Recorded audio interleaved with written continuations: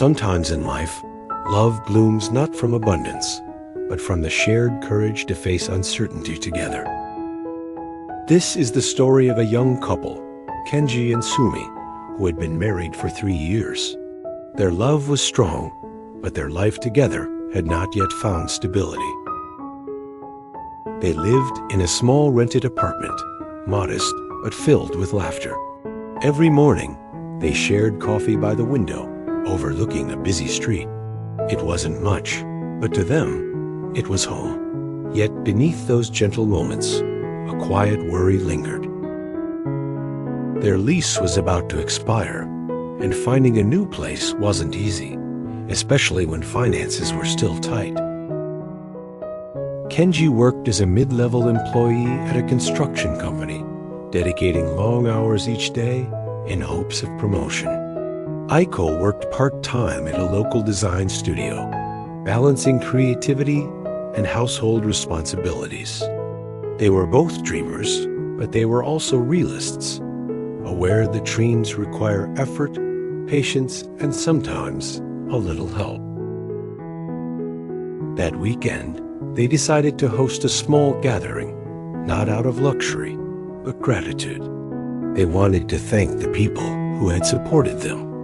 Among the guests was Mr. Yoshi, the company director and Kenji's mentor. He was a man in his early 60s, calm and wise, with a gentle smile that made people feel at ease. To Kenji and Sumi, he was more than a boss. He was family. During dinner, as laughter filled the room, Mr. Yoshi asked casually, "So, how have you two been doing these days?"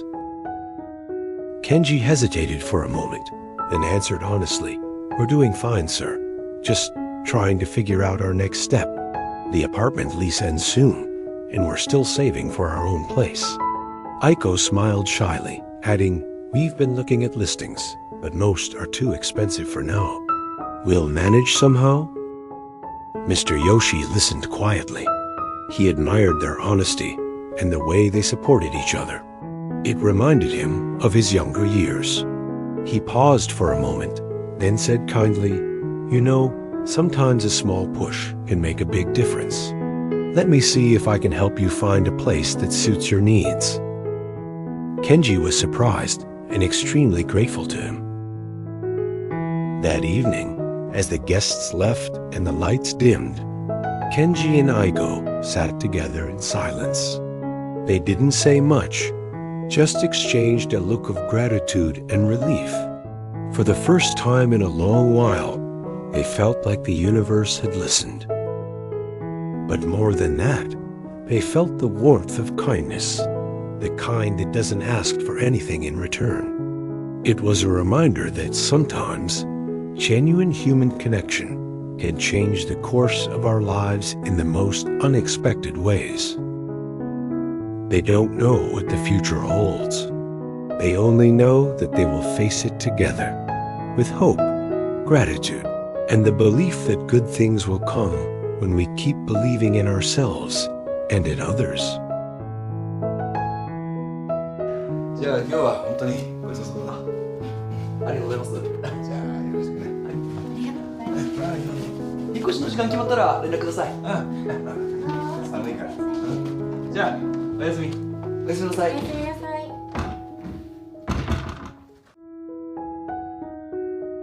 A few days after that dinner, life began to move faster than Kenji and Aiko expected. True to his word, Mr. Yoshi spent time asking around, calling contacts, and reviewing available rentals near the company. He didn't have to, yet he did it with genuine care, as though he were helping his own family. That morning, Kenji received a call. Mr. Yoshi said that he had found an apartment that would suit him and Sumi. It was not too far from their current place, and gave him a tour of the property. After work, they met outside the apartment building. It wasn't luxurious, but it had character, the kind of place that felt alive. The walls were painted cream, sunlight poured through wide windows, and a faint scent of fresh wood lingered in the hallway. Kenji smiled, excitement. For months, they had only dreamed of this, a space that truly felt theirs. Mr. Yoshi glanced around with quiet satisfaction. "It's simple," he said, "but good energy matters more than size. A place should feel like a home, not just a room." Without hesitation, they decided to take it. Kenji and Mr. Yoshi went together to the leasing office to sign the contract. When he finally signed his name on the dotted line, he exhaled deeply, as though releasing months of worry.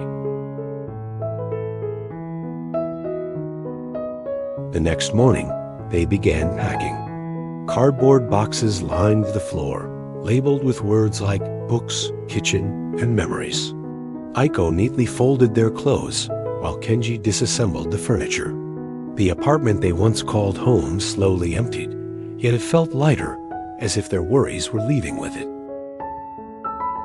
When moving day arrived, Mr. Yoshi showed up with a cheerful grin and rolled up sleeves. Together, they carried boxes, organized rooms, and laughed through exhaustion.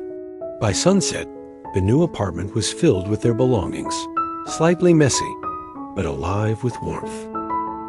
They ordered simple rice bowls for dinner and ate cross-legged on the floor, surrounded by unopened boxes. The room was quiet, except for the soft hum of the city outside. Sumi asked Kenji, "Do you think we'll be here long term?" Kenji replied softly, "As long as we're together, every place will feel like home." Outside, the evening breeze carried the scent of the ocean, faint but soothing. In that moment, everything felt aligned, like life was finally rewarding them for their patience and kindness.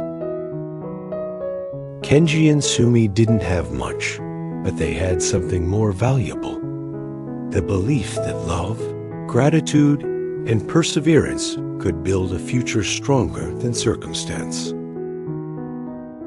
That day, as the packing was almost complete, they stood side by side in their new apartment, surrounded by boxes and dreams, and whispered a silent prayer of thanks to life, to fate, and to the kindness that had brought them here.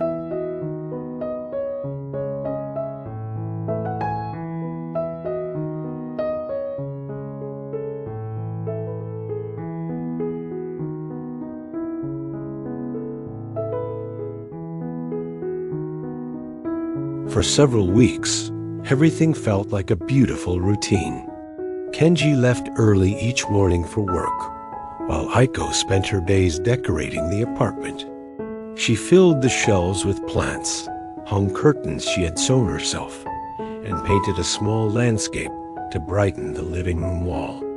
Their new home slowly took on a personality, warm, alive, and hopeful. Every evening, they shared dinner by the window, watching the city lights flicker like distant stars. Sometimes they spoke of their plans, saving for the future, perhaps starting a small business together. Life wasn't perfect, but it was peaceful. They felt proud that they had built this life on patience and integrity. Then one afternoon, as Aiko was folding laundry, her phone rang. The screen showed an unfamiliar number. She hesitated, then answered.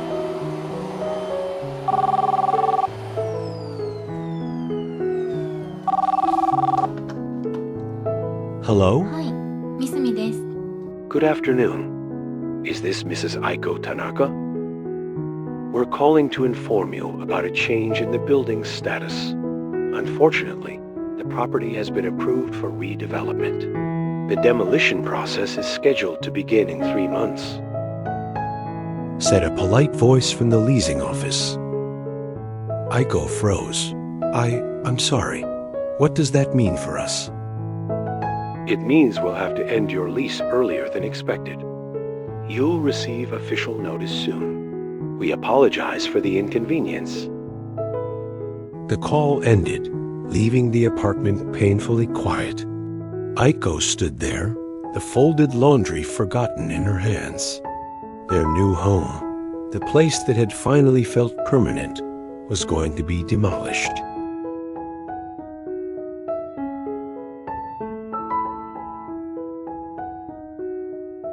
That evening, when Kenji returned home, she told him everything. He listened silently, disbelief written across his face. The weight of uncertainty returned, heavier than before. They had worked so hard to find peace, and now it was slipping away again. The next morning, Kenji went to the company early. He waited outside Mr. Yoshi's office, his thoughts racing. When the door finally opened, Mr. Yoshi greeted him with his usual calmness. Kenji explained everything: the call, the notice, the confusion. As he spoke, Mr. Yoshi's expression grew serious but compassionate. Mr. Yoshi said quietly, "That's unfortunate, but don't lose hope yet. Let me make some calls. We'll see what can be done." True to his word, he reached out to the leasing company, the property developer, and even a few contacts in real estate.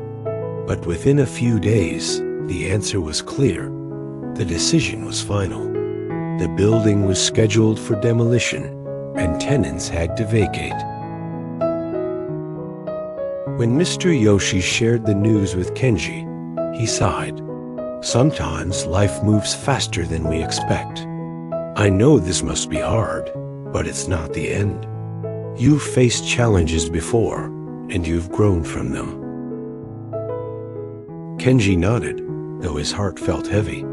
I just wanted Sumi to have a sense of home. She worked so hard to make it ours. Mr. Yoshi placed a reassuring hand on his shoulder. A home isn't just walls or furniture. It's what you build together, no matter where you are. They began searching for new places, visiting listings, and making calls. Yet time passed quickly, and options were limited. Each no they heard felt heavier than the last. Their savings were tight, their energy thinner, but their bond remained strong. And then the surprise came. Mr. Yoshi made a suggestion. While you look for a new place to live, you and Sumi can stay at my house. I have a spare room. It's not much, but it's yours until you find a better place. Kenji's eyes widened. Sir, we can't possibly. Mr. Yoshi interrupted kindly. You've both earned it. Let me help, just as others once helped me. At that moment, Kenji realized that true kindness asks for nothing in return. It simply gives.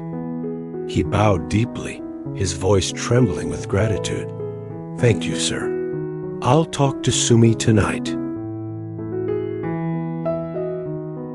When Kenji returned home that night, he told Sumi everything about Mr. Yoshi's offer, his generosity, and his willingness to help them once again. Sumi listened quietly, then smiled faintly. He's always been so kind. I just don't want to impose. Kenji shook his head. He said it himself. It's no trouble. Maybe it's okay to accept help when it's given with sincerity. They both knew it wasn't easy to start over again, but they also knew they weren't alone. Sometimes life teaches us humility not through loss, but through kindness, the kind that reminds us how connected we all are. For the first time in weeks, the couple felt peace again. They realized that what they admired most about Mr. Yoshi was not his success or status, but his ability to maintain gentleness in a world that often forgot gentleness. Eventually, after several months, Kenji and Sumi found a new apartment. Moving day came again, but this time there was no sadness, only gratitude. Kenji turned to Mr. Yoshi. We'll never forget your kindness. You've given us more than a roof. You've given us strength. He chuckled softly. Then that's enough. Just promise me one thing. When you meet someone who needs help, don't hesitate. Do for them what was done for you.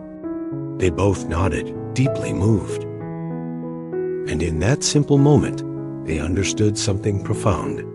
Home isn't a place that stands forever. It's a feeling that lives within those who share kindness, gratitude, and love. Life will always bring uncertainty, but every challenge carries a quiet invitation to grow, to give, and to be kind. Because in helping others, we rediscover ourselves, and in choosing kindness, we always find our way home. This story celebrates the power of kindness and empathy, the meaning of home and belonging, human connection in times of difficulty, hope, resilience, and gratitude in everyday life.